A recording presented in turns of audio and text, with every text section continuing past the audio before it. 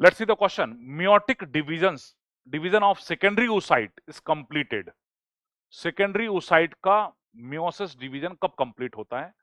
Option है at the time of copulation, after zygote formation, at the time of fusion of sperm with ovum and prior to ovulation.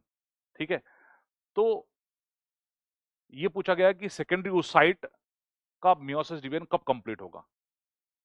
बच्चों ovulation के समय तो secondary oocyte stage में ovum बाहर निकलता है।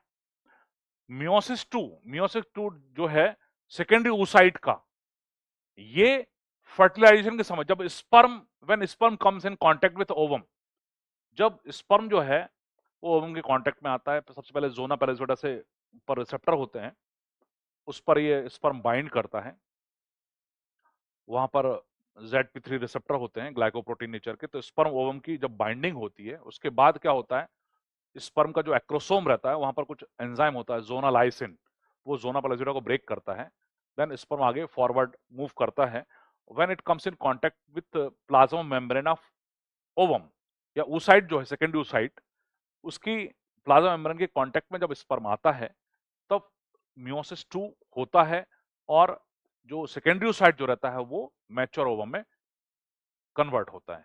ठीक है, तो ये मियोसिस 2 सेकेंडरी oocyte का पूछा गया कब कंप्लीट होता है, तो हम बोलेंगे at the time of fertilization. ये फर्टिलाइजेशन की जो प्रोसेस है जब होती है, ठीक है, ये ओवम हो गया, उसकी मेम्ब्रेन हो गई, ये स्पर्म उससे बाइंड कर रहा है, ठीक है, अभी ये ओवम जो है वो कौन सी स्टेज में है, सेकेंडरी oocyte स्टेज में है। ठीक है, ये मैच्योर ओवम नहीं है। जैसे ही स्पर्म इसके कांटेक्ट में आता है तो सेकेंडरी oocyte जो रहता है वो डिवाइड होता है एक बड़ी सेल में, एक छोटी सेल में।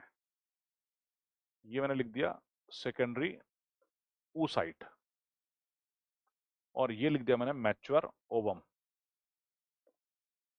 मैच्योर ओवम, और यहां पर मैं लिखूंगा meiosis 2, meiosis 2।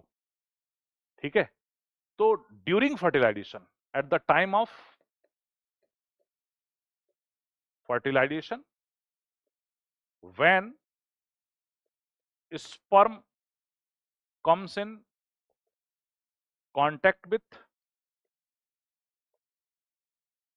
membrane of cell membrane जो ऑफ oocyte, सेकेंडरी oocyte की जो मेम्ब्रेन है इसके कांटेक्ट में जब आता है, जब जोना लाइसेंस है उसको डिसॉल्व कर देगा, ये अंदर पहुंचेगा और जैसे इसके मेम्ब्रेन के कांटेक्ट में आता है तो जो सेकेंडरी oocyte रहता है वो मियोसिस 2 कर देता है, तो दो अनइक्वल सेल्स बनती हैं, एक मैच्योर ओवम बनता है और एक पोलर बॉडी बनती है। ठीक है, तो मियोसिस 2 यहां पर होता है और जब ओव्यूलेशन होता है उस समय तो मियोसिस 1 है, कंप्लीट होता है।